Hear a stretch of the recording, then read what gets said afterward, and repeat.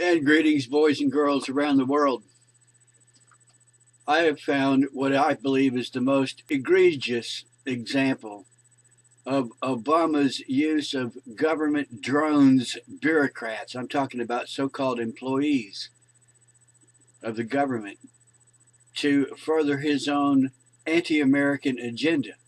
You may assume, as typical Americans, that if NASA says that the ice is melting on the North Pole, it must be true, because NASA is a government agency you trust, because NASA put a man on the moon. You've got to remember that this is Obama's NASA. And when Obama's EPA sends armed police, armed EPA employees, to arrest an alleged polluter who is emitting carbon dioxide, you've got to remember this is Obama's EPA. And when the Defense Department issues a statement, such as the brief statement I'm about to read to you word for word, it's like one line long, you can remember that this is Obama's Defense Department. Defense Department, Army, Air Force, Navy. We have 11 aircraft carrier fleets, strike forces, each with its aircraft carrier. 11 of these. We can exert our will all around the world decisively, but we don't use it. ISIS in Syria and northern Iraq. We could exert our will immediately and effortlessly, effectively, but we don't. What are we doing instead? The Pentagon put out a report entitled the 2014 Climate Change Adaptation Roadmap, warning that global warming will bring new demands on the military. It speaks of such things as coastal installations, coastal, may have to relocate because of rising sea levels.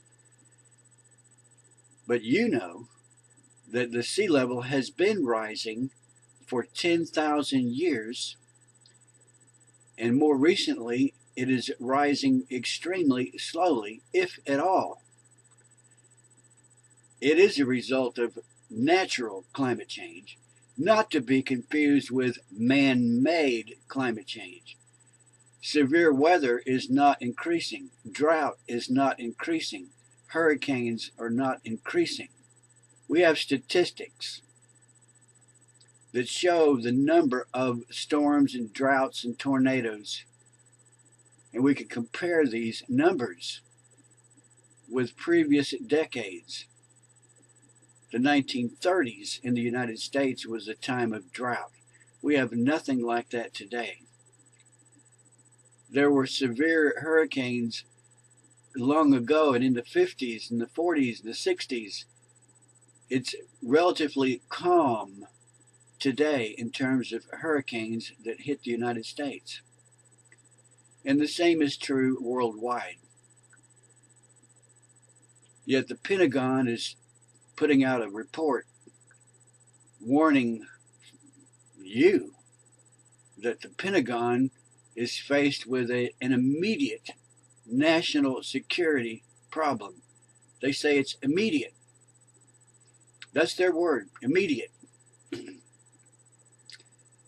They will have to design weapons that can work in severe weather, as if they don't already have weapons designed to operate in wet conditions, dry conditions, hot conditions. They already have weapons that work just fine.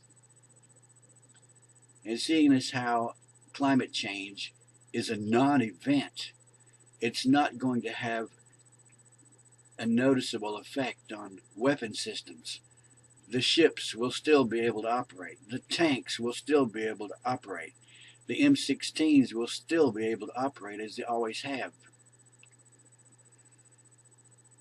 The second thing that the Pentagon's roadmap outlines is that there will be more need for humanitarian aid, as if our military's primary role was to provide humanitarian aid to the world. But assuming that droughts will increase and floods will increase and storms will increase, the U.S. military is going to be hard-pressed to provide the humanitarian relief for all these victims of man-made climate change, which is non-existent. There has always been natural climate change, and it is not extreme. It does not pose any kind of danger, much less an immediate danger. I'm going to read the one line that I want to point out and share with you to show you that just because it is a trusted government bureaucracy, such as the Pentagon, you have to remember this is Obama's Pentagon. All of these branches of government are headed by Obama appointees, Obama's yes men. The Pentagon report asserts, quote, decisively that climate change poses an immediate threat to national security. What about ISIS? What about Putin over in Russia, putting back together the former Soviet empire? He's occupying, threatening to occupy, and to take by force the former republics that broke away from the Soviet Union. He is piecing back together the former Soviet empire by force and intimidation. There are plenty of real threats around the world, and climate change is not one of them.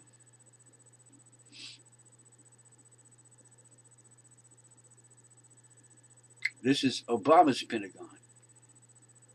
When the National Oceanographic and Atmospheric Administration, NOAA, issues a dire warning about ice melting on the poles, when you know that the ice is increasing rather than melting,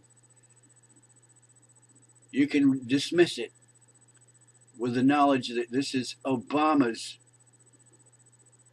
NOAA, Obama's science advisor. And the media is shockingly the extreme complicity of the media in trying to brainwash and hoodwink the American people is outrageous. Obama is an extremist. None of his ideas are American or logical or reasonable. They are all designed to cripple the United States of America. Get rid of these losers now.